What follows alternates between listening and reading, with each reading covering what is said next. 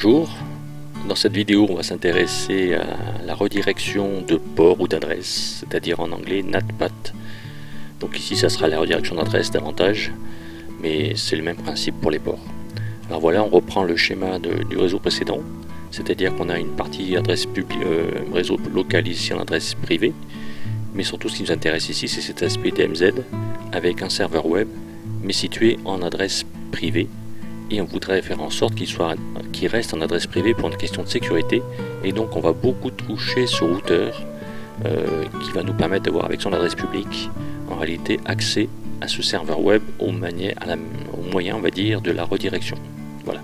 Alors pour l'instant on va prendre ce navigateur là ici dans cette station et on va bien sûr observer que si on veut essayer d'aller sur ce serveur en adresse privée, il se trouve que c'est le même réseau 192.168.1 que celui de la box qui est là.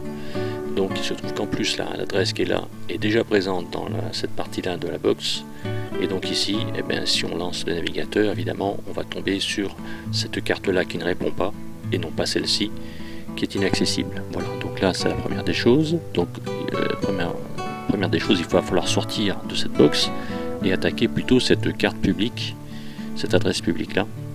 Mais on va donc vérifier que ça ne résout pas entièrement le problème, même si effectivement on arrive bien jusque là.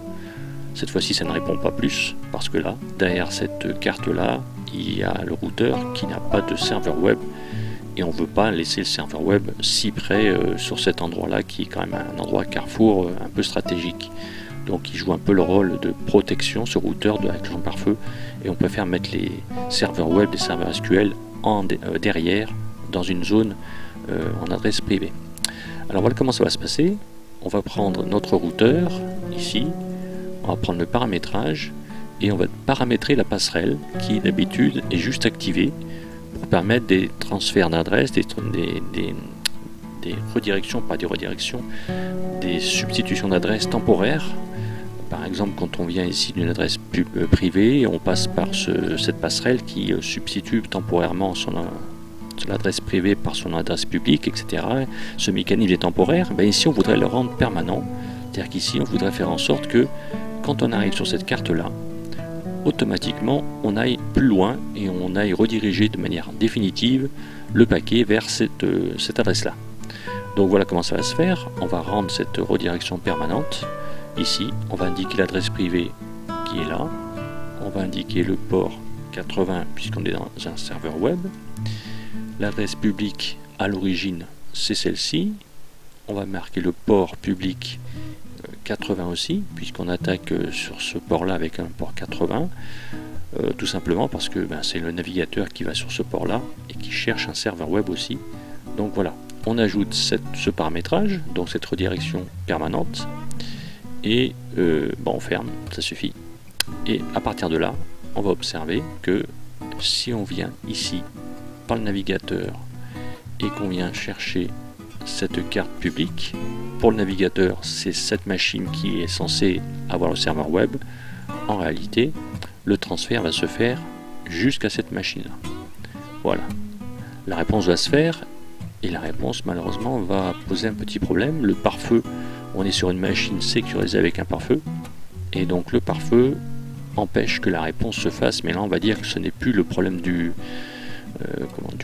c'est plus le problème de la redirection en tant que tel, c'est le problème du pare-feu particulièrement. Voilà.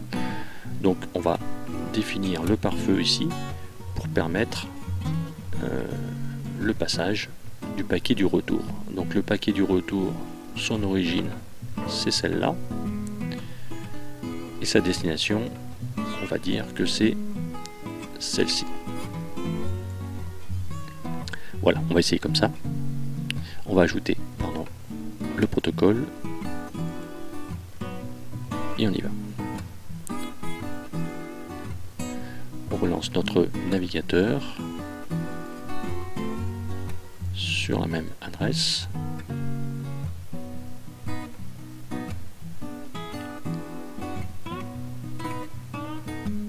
Voilà, en réalité la destination est celle-là, mais derrière il y a substitution d'adresse. Et dès que vous arrivez sur ce routeur, le 201.1.1.2 n'est plus le destinataire, mais en réalité c'est le paquet original ici qui va être destinataire, donc votre pare-feu va bloquer à nouveau ce trafic. Donc il faut en réalité ici, du moins ici plutôt, ce qu'on a fait ici c'était pas suffisant. On a permis que le paquet vienne de cette station, mais il faut que ça soit à destination de l'ensemble des navigateurs qui ont pu le demander sur internet, sinon ça ne suffit pas. Voilà, donc ici on va garder ce paramétrage et on va relancer notre échange. Voilà, on garde bien cette adresse là comme adresse de destination de notre demande de requête. Voilà, ici donc je disais c'est bien destiné au 202.1.1.2, mais en réalité dès qu'on passe le routeur, voilà, on a bien le trafic qui a traversé le routeur.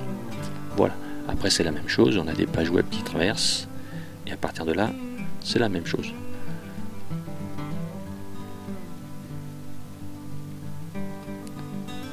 Voilà, on a vu ce qui permettait en fait de décaler en quelque sorte le serveur web dans une zone privée et ce qui était nécessaire de mettre ici en frontal en quelque sorte sur ce routeur public pour que l'adresse visée ne soit pas celle qui réponde, mais en réalité que la requête soit déplacée à une autre machine. Il suffit que la machine soit accessible depuis ce routeur. On aurait très bien pu attaquer une zone en bas.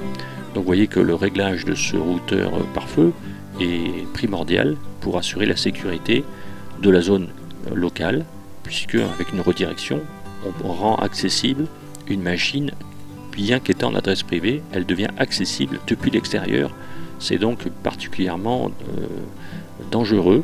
Il faut bien faire attention à ce qu'on fait et bien limiter le trafic sur ce sujet. Donc là ici en l'occurrence c'est le HTTP, le HTTPS qui a été choisi pour limiter le trafic. Voilà, ça sera tout pour cet aspect là. Je vous remercie.